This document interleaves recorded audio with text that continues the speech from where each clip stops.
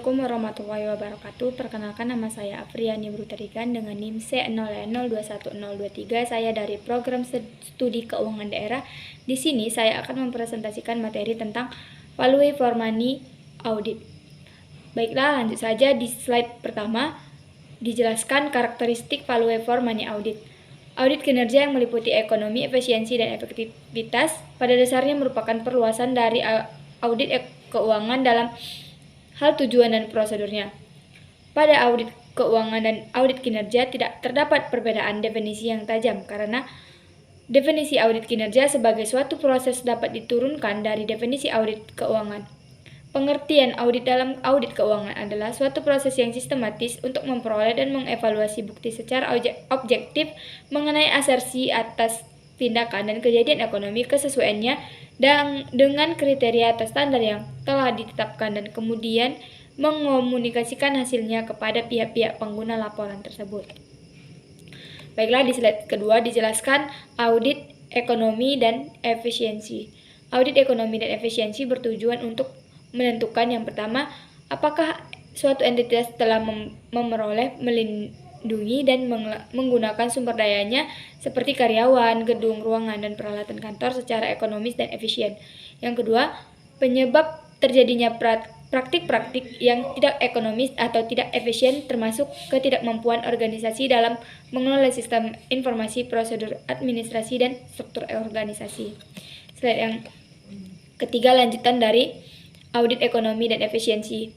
Secara lebih spesifik, The General Accounting Office Standards menegaskan bahwa audit ekonomi dan efisiensi dilakukan dengan mempertimbangkan apakah entitas yang diaudit telah yang pertama mengikuti ketentuan pelaksanaan pengadaan yang sehat, yang kedua melakukan pengadaan sumber daya, jenis, mutu, dan jumlah sesuai dengan kebutuhan pada biaya terendah.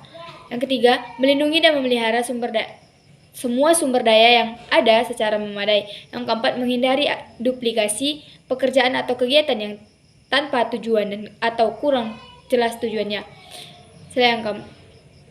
Yang kelima, menghindari adanya pengangguran sumber daya atau jumlah pegawai yang berlebihan. Yang keenam, menggunakan prosedur kerja yang efisien. Yang ketujuh, menggunakan sumber daya seperti staf, peralatan, dan fasilitas yang minimum dalam menghasilkan atau menyerahkan barang atau jasa dengan kuantitas dan kualitas yang tepat.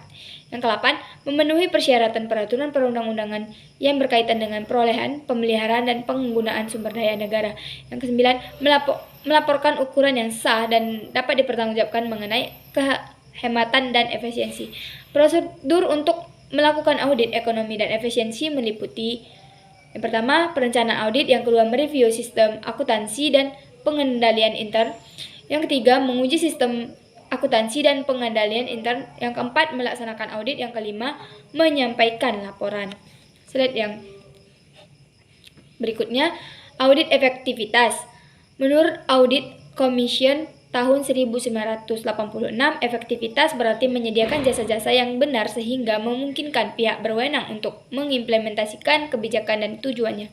Audit efektivitas atau audit program bertujuan untuk menentukan yang pertama, tingkat pencapaian hasil atau manfaat yang diinginkan. Yang kedua, kesesuaian hasil dengan tujuan yang ditetapkan sebelumnya. Yang ketiga, apakah entitas yang diaudit telah mempertimbangkan alternatif lain yang memberikan hasil yang sama dengan biaya yang paling rendah.